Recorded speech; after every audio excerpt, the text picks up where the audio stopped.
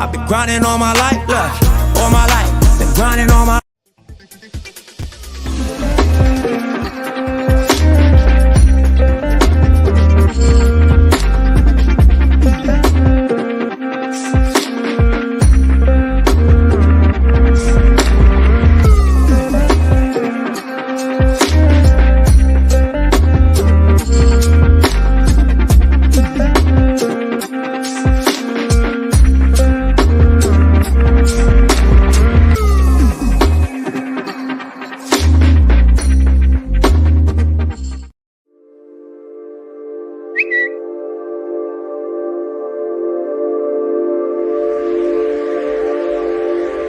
Tom Brady's coming back. Hey, yeah, this was stunning. This was not what I expected to happen. How good do you think this team is going to be? Are they the team to beat? You know, Jason Light, the GM, Bruce Arians, the head coach, they kind of kept in contact, and they sort of let it be known that, you know, if you change your mind, we'd still love to have you back. When I talked to him on Sunday and said, you know, it'd probably be helpful if this could get out at some point soon, so posted something online and social media, and you know, and away we went.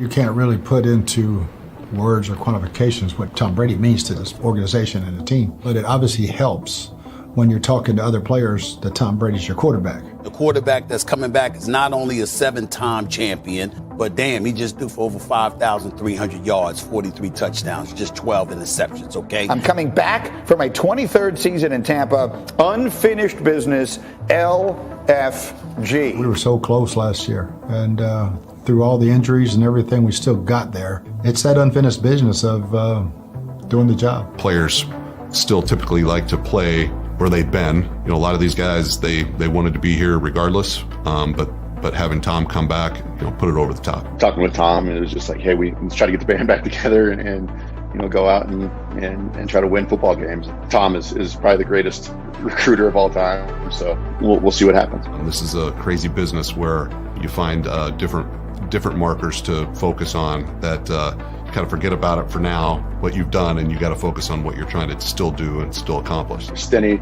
obviously in the Super Bowl run, he stepped in, and there was little to no drop off when he stepped in. When Alex got hurt, we have great coaching staff with Goody and Joe, and you know, obviously a great front office. So I'm sure we'll be back to firing full cylinders relatively quickly. It is intercepted, picked off at the 50, to the 40, to the 35-yard line. It is Carlton Davis. Carlton Davis, who's the best cover corner the Buccaneers have. This is why they love Carlton Davis. Glad to have him back as he makes those plays. Really? She don't care. She was like, that's about right. It's snack time. You know, we have a real chance at winning. We have a real chance at you know, doing something amazing again, and that only creates longevity for one's career. All right, here we go, y'all. There was so much uncertainty until 2 or 3 days ago, and now it's like, wow, this looks like the same team we had 2 years ago and last year. So you can just kind of hear everybody on Twitter and social media just talking about Tom is back, we're going back to the Super Bowl, and everybody's signing back, and now it's like a real chance, and it feels like it was back in 2020 when he first signed. So I just can't wait to go out there and prove it again, and really just stamp it, you know, and let people know that, you know, we're going to be good for a while. Well, Carlton is a fantastic player. I've said long, I thought he was one of the top 10 corners in this league for a couple of years, and he's grown and grown. Great tackler, excellent man-to-man, very physical corner. He's got the length. He's got everything you're looking for to be a shutdown corner. Having that same dog mentality that we had that Super Bowl year, where we were being told what we couldn't do, as opposed to being told you're the best and you guys, nobody can compete with you guys. So it's just lighting that fire up under us again, and going out and competing every day in practice. And we got the guys back, and we have the talent. All we need to do is put the work in, and it's in every one of our DNAs to put the work in. We're obviously really excited today with Chris back in the fold with us. And I said back at the Combine, I know I speak for everybody here, that I can't imagine a Buccaneer team or offense without Chris. So just elated that he's back. It wasn't really ever a question of if I wanted to come back or if they wanted me back. I felt like the respect was there mutually, and and the love was there mutually. But everything else, the business had to align. To be able to get a deal done it's special. We get to call Tampa home for a couple more years, and we couldn't be more thrilled about it. To have Tom make his decision to come back, to have you back, to have Ryan back, to have Carlton back, even some of the additions they've made. Do you get just a sense of the positive surge there is and the excitement that comes with that? I think it just restores faith in the Bucks fan base that like we're back, man, and we're not laying down for nobody. We're coming back to try to make it to the top of the mountain. And you need great players, you need great people to do that. For us to be able to continue to have like the same core group of guys kind of year after year is impressive. You don't really have to spend as much time starting to build a relationship. It's more so like nurturing the ones that you already have and growing those. It means so much, not just as a football player, but a person in our locker room. But now we don't have to hurry him back. Do your thing, bro. You a beast. Hey, bro, I was just telling Mike, bro. You and Mike, bro. Y'all inspiring, bro. You feel me? Yeah, I watching y'all, dog. Real talk. Yeah, keep doing your thing, bro. Stay healthy, too. Tom reached out to me Monday night. Definitely caught me off guard. For a minute, I thought it was a prank. Just told me about, what they have here in Tampa Bay and that he wanted me to be a part of it. Honestly, he didn't have to say much, but definitely had me hooked on it after that. Yeah, Russell is one of those guys that can do it all.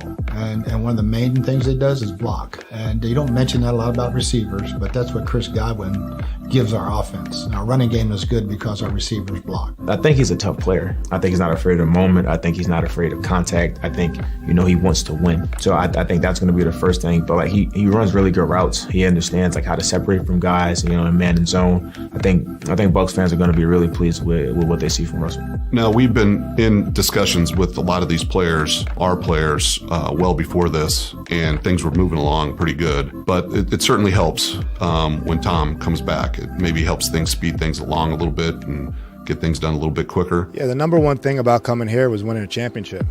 And that's what I'm here to do. Being a teammate of Tom, that's what he's about. So I was excited to have that opportunity, and that's what I'm playing for at this point in my career.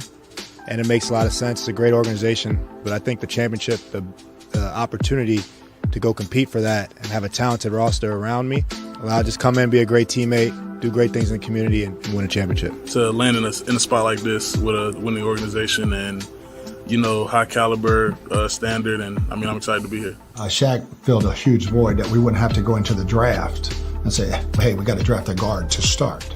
Tristan was a freak. We're drafting Tristan to start. So yeah, that was huge for us to get Shaq.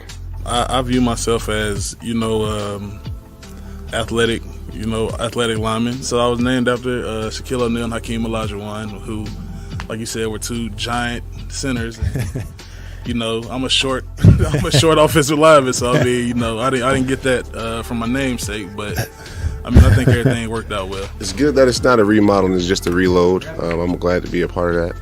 But just to be able to be with this group of guys again, with the leadership that we have and the caliber players that we have, and I know we're going to add some more talent. There were 4 free agents. You're the first one. Sue and Steve and even Pat are still free. You can try and get them on the phone and get more of them back. I've been texting those guys, So hopefully they see this. Come on back, fellas. Let's run this thing. Everybody wants to win.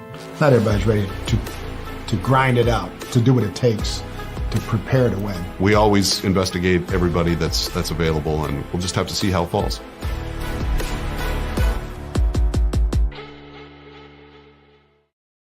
What's up, everybody? Welcome back to another edition of Sports Talk 49, live and exclusively on NSPN, Champa Bay TV. I'm your host, Blake Anthony. This is Sports Talk 49.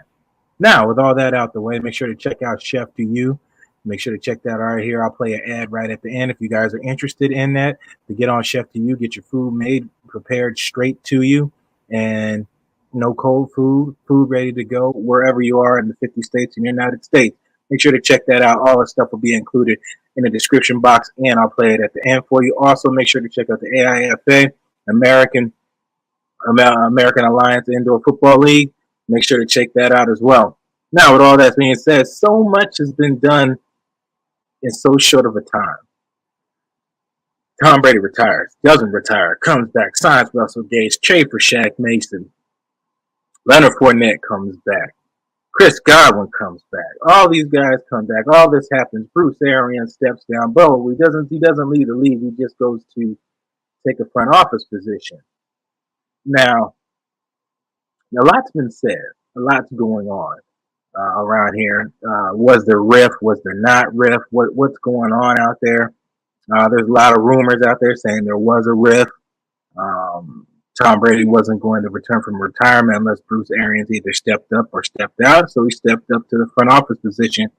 Granted, he's 69 years of age, almost 70.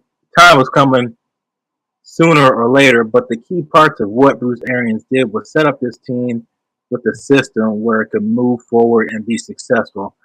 We talk about a lot of the Rooney Rule and things like that. The Rooney Rule, not hiring minority coaches, becoming a chore versus a due diligence, and that lays solely on the owners of the teams.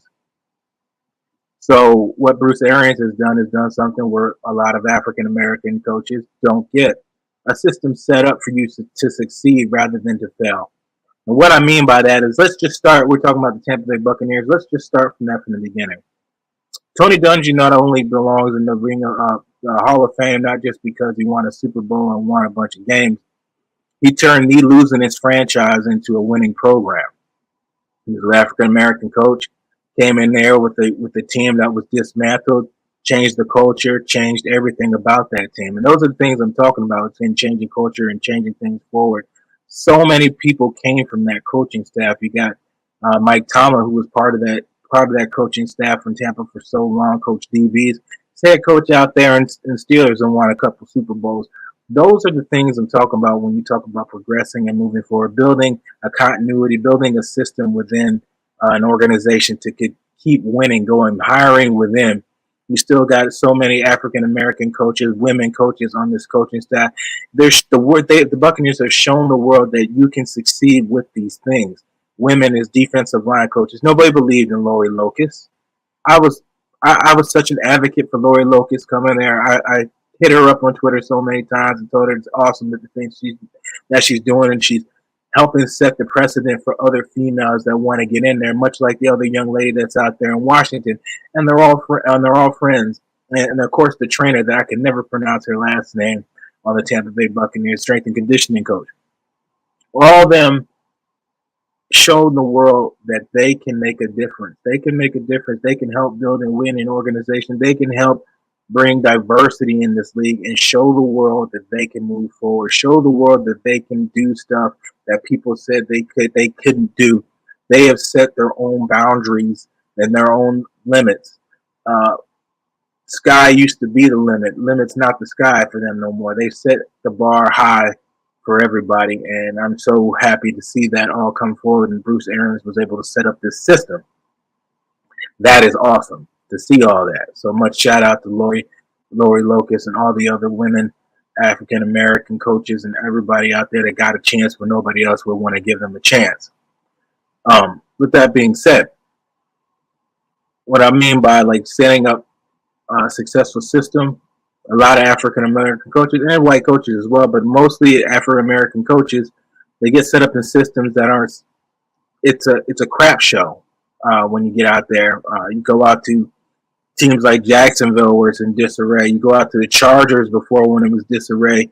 You get to go out to many other teams, the Lions and things like that. Well, Caldwell was able to turn that team around, then cast it aside, and the Lions went back to what they were. So why did you get rid of the guy? Because they had a couple of rough season or so. It happens. But he brought that team relevant and was able to get the most out of your players while he was there. Then the team went back to where it was. So Bruce Arians built a platform where his guys could succeed and progress into be better coaches, trainers, whatever they wanted, their hearts desired, what they wanted to be. Bruce Arians set them up so they have that opportunity to do that. And that is awesome. So you know how I do these. I'm going to play some clips of what's happened so far. We'll hear from Bruce Arians, and we'll talk about that. And then we'll talk about Todd Bowles taking over as head coach and getting a 5-year extension. So, well, damn, Joel, I wasn't going to get emotional, but that's truly an unbelievable honor. Again, thank everybody that's here. It's been a great 3 years. When you know it's time, it's time. And no better time than right now. 3 years ago, sitting at this podium, we talked about creating a culture, a winning atmosphere, that we're going to do it our way. We're going to be fast, we're going to be physical, and we're going to be smart. And it's paid off. Mostly I got to thank the coaches, man. You guys did it all. I mean, I really didn't do I just led the ship, but you guys did it all. You had them individually every single day. The players bought in. There's so many people I would like to thank. I'm going to start with Chuck Pagano and Jim Irsay. You know, that miraculous season we had in Indianapolis, I was 60. I never got a call for a head coaching interview, all right? But with Chuck getting sick, Joey, Chuck, Goody, you guys were all part of that. I got an opportunity never to be the head coach, but to lead. That led to an Arizona job. And I can't thank Michael Bidwell and Steve Keim enough for giving a 6-year-old guy a shot when it's a young man's supposedly game. But I think Andy Reid and Coach Belichick and a few of us old guys proved them wrong over the last few years. Then again, I can't thank the Glazer family enough and Jason for giving me this opportunity at 66, when, again, it's a young man's game. But I thought in that meeting, we connected on what's really valuable and setting a culture that lasts forever. And like Jason said, those 3 words, trust, loyalty, respect, they don't go away. They're still on the walls in Arizona. I hope and I know they'll stay here. Our entire organization bought into one team, one cause, and they know it was real. Every single person in the organization's job is so important to help the franchise win. Again, the players, man, there's so many, I can't name them all. I wish I could go just through the list of quarterbacks.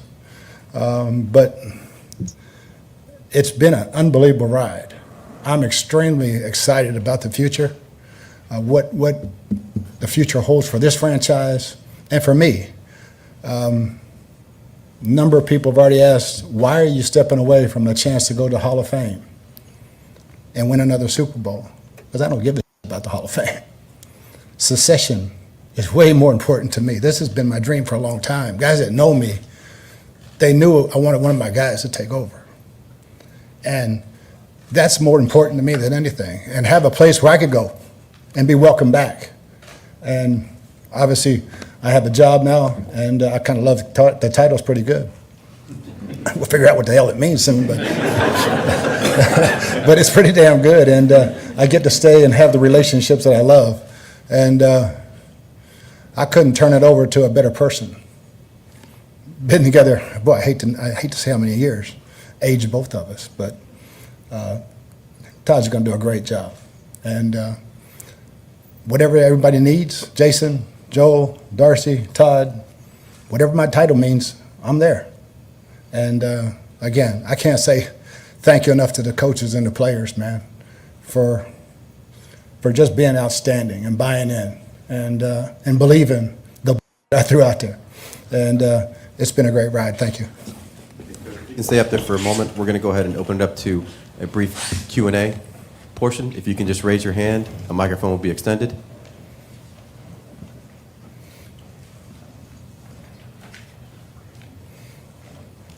Go, brother. Hey, Bruce. Greg here on the left. Sorry. Bruce, just want to ask you about the timeline and what this has been like for you as something you've weighed since the end of the season, when Tom retired, when Tom came back, all those things. Yeah, I mean, kind of in the statement, thought about it after the season, but again, it wasn't right. Obviously, going through the combine, going through all that process, trying to build next year's team without Tom. And then when Tom said he'd come back, it's like, now it's easy. Now it's easy. We're in the best shape we've ever been. It's no better time to pass the torch than now. I don't know what February brings, all right? But I know what today brings, and it makes me really happy. Coach, when you decided to go, Did you seek any input from family or friends, or was this 100% Bruce Arians? Oh, no, my wife and family had a lot to do with it. And obviously the coaches didn't know till last night or the night before. So Jason and I have been talking about this. And obviously we included Joel and Tom and a few other people. But, yeah, it's something, it wasn't spur of the moment.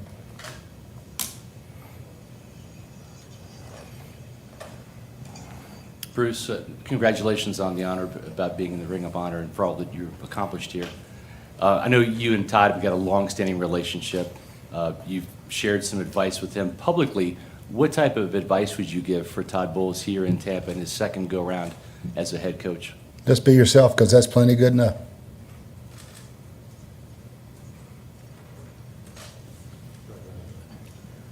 Bruce, you talk about succession with Todd and the importance of that. Also, how important is it for you to have guys here, Tom's here, to have the support of the players as they understood the decision that you're making?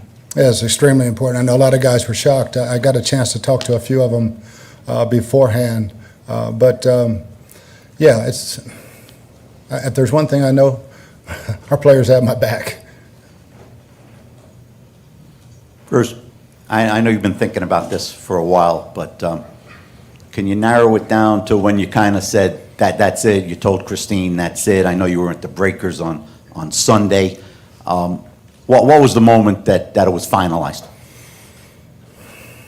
I don't know the exact date or time, but shortly after Tom and I talked, and Jason and Joel, I sat down with my wife, and then we said, let's do this. And then we talked about what's next, stepping over to the front office and doing that job. So there's no actual minute that it happened.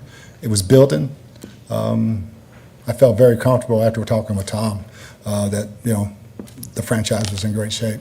And Bruce, you're such a competitor as a coach. How difficult is it to walk away when, as you say, this franchise is in very good shape and on the brink of competing for another championship? It's not hard because I'm going to be a part of it. And, that's huge for me to have a hand in the pile and just watch from the sideline and give whatever I can and wherever I'm needed. If Byron wants a new red zone package, I'll give it to him. Hi, Bruce. Ira's very upset that you don't care about the Hall of Fame. But I know you're when time goes by, you're going to settle into this role. You're not a guy that's going to stand over the shoulder, but what do you kind of envision you doing as far as coaches leaning on you? Wherever anybody needs me. I'm excited about having a hand in the draft. Done a lot of work, maybe more work than I've ever done on a draft this year, and go from there. And I just got to figure out where the hell I'm going during the game, because I can't be on the sideline because they'll be throwing flags on me left and right for cussing out the officials. I ain't the head coach no more, and Coach Moore can get away with that, So yeah, that's the biggest part. Where the hell are you going to stand during the game? Coach, congratulations on a wonderful career. You mentioned that you talked to Tom. I don't know if you were able to share any details from that conversation with us. There have been reports about, friction with him, but obviously he's here today. Yeah. He's here today to celebrate your career. What can you say about your relationship with him and that conversation? Get your ass on the golf course, man. I'm getting broke. No, we have a great relationship. I mean, all the players there are a few in here, every one of them's gotten cussed out, all right, including him.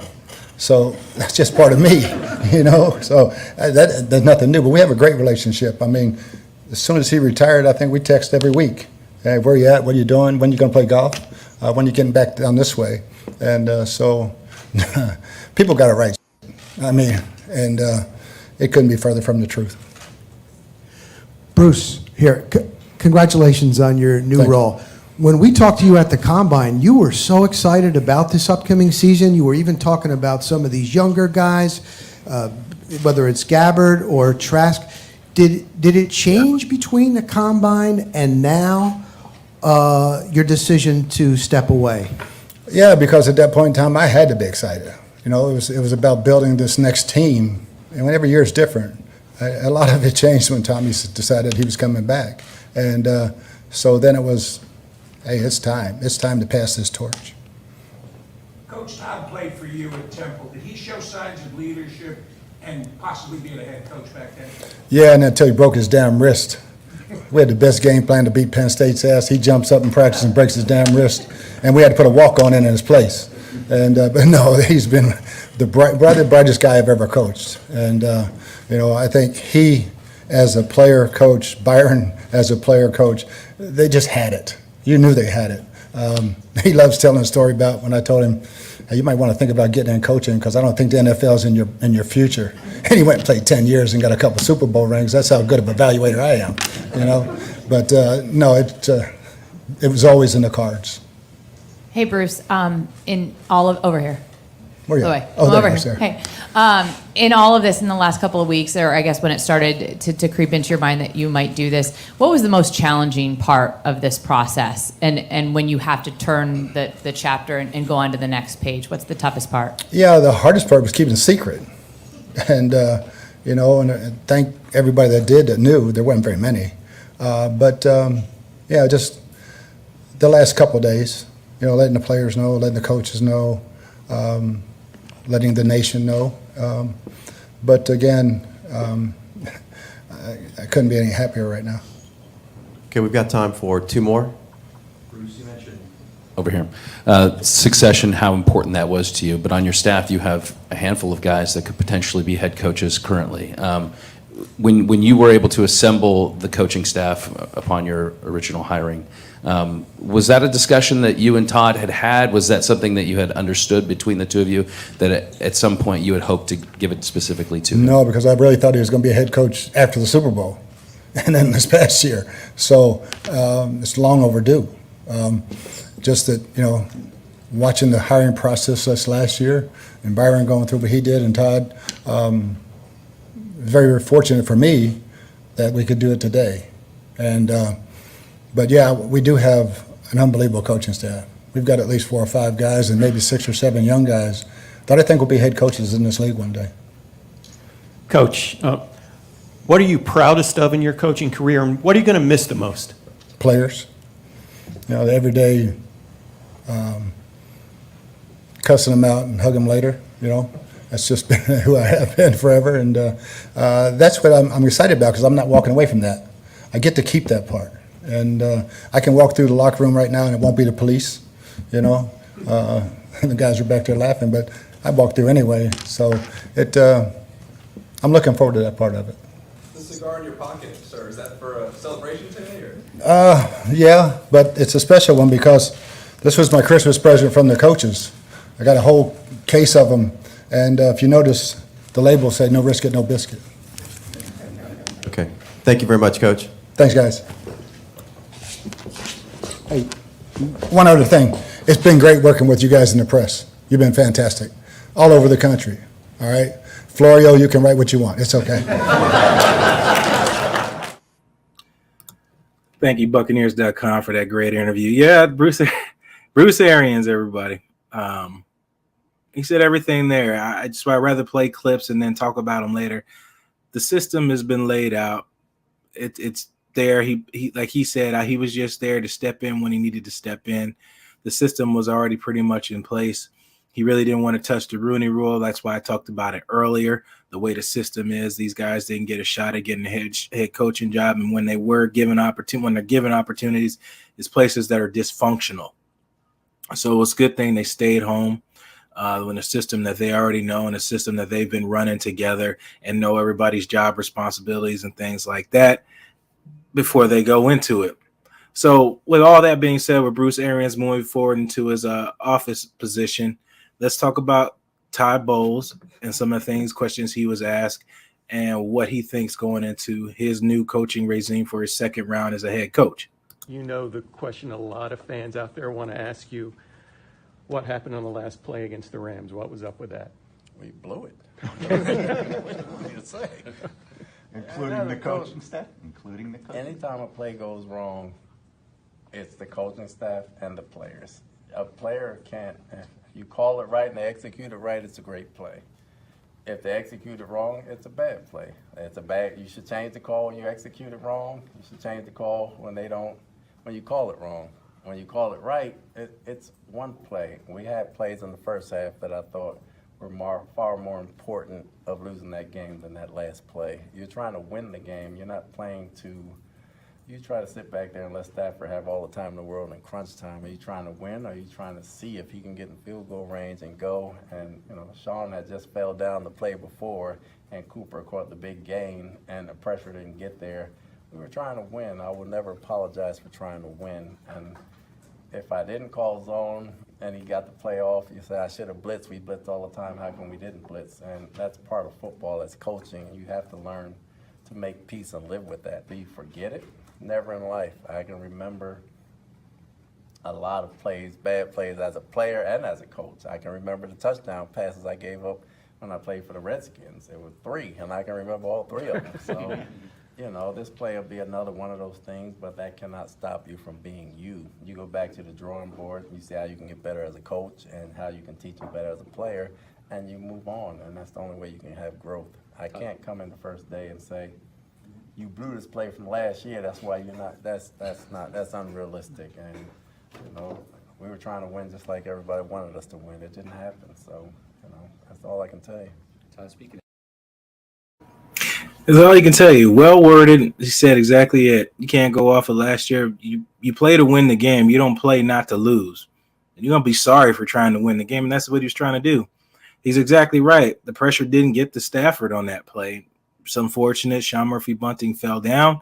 If Cooper Kupp was able to make that big play, Todd Bowles feels like he had to get to him to force an error throw. Bucs didn't come out set on that last play where Cooper Kupp caught the big game. As Warren Sapp posted on his social media page, they weren't set up from the get-go. They got caught off guard. Guys were out of position, and Cooper Kupp was able to get vertical on him, and Stafford threw a beautiful pass to him. Had there been a little bit better coverage on him, it's possible that Levante, David, and Sue and company get a sack on that play or force an error throw of that if everybody did their job. That's just it. It's not a bad call. It's a bad call if everybody doesn't execute it. Execute it properly, yeah, it looks bad when somebody doesn't just do their job. Now, if you just get beat or whatever, you just got to live with that. It's one of those things where it's just like, oh, if you don't do that, it was a bad call. I'm like, it was a bad call. Guys weren't lined up. If you watch that play, watch the play. They weren't set. They were still communicating. The ball was snapped.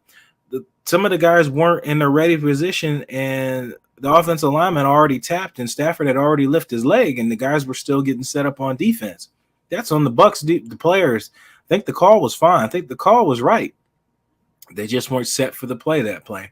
And unfortunately, that cost the Tampa Bay Buccaneers moving on in the playoffs, or at least going to overtime in that game. It's just the way it goes. They were one play better than them at the end of the game, and that's what happened. So much has happened. We'll bring you more information. I'm going to try to get as many guys on here to talk about all this movement and stuff out that's been going on with the Tampa Bay Buccaneers. I just wanted to get on here personally to talk about it a little bit because so much has happened in so little time. And I'm just going to wrap it up and finalize it. It's just awesome to see things that I've talked about on social media before NSPN, for NSPN, Champa Bay TV, that you have to bring in a system where you have your guys growing in your system, getting better, that you can plug them in, move them, trade them, put guys in and out. You have a coaching staff. You have a fluid system. And the Tampa Bay Buccaneers, Bruce Arians has set that system up. People can hoot and holler about Tom Brady and all that stuff. Bruce Arians was winning without Tom Brady. And Tom Brady's just part of his coaching resume now, but he was winning and being successful from the beginning. As he said, he was 60 years old, taking over in Indianapolis, didn't get a job interview. Lo and behold, they had the magical season out there in Indianapolis, which led to a head coaching job out in Arizona with a quarterback nobody thought had anything left in him by the name of Carson Palmer. Won games with those guys, very competitive, lost the Super Bowl to them. It happens. So you can see the guy wins no matter who's at quarterback. The coach and the record speaks for itself. And we'll end this as we always do. You're the master of everything. What you do with your life, what you do with it is entirely up to you. Thank you guys. God bless. And as always, fire those cannons. Oh, Bruce Arians, I got my cigar ready too, my man. Peace.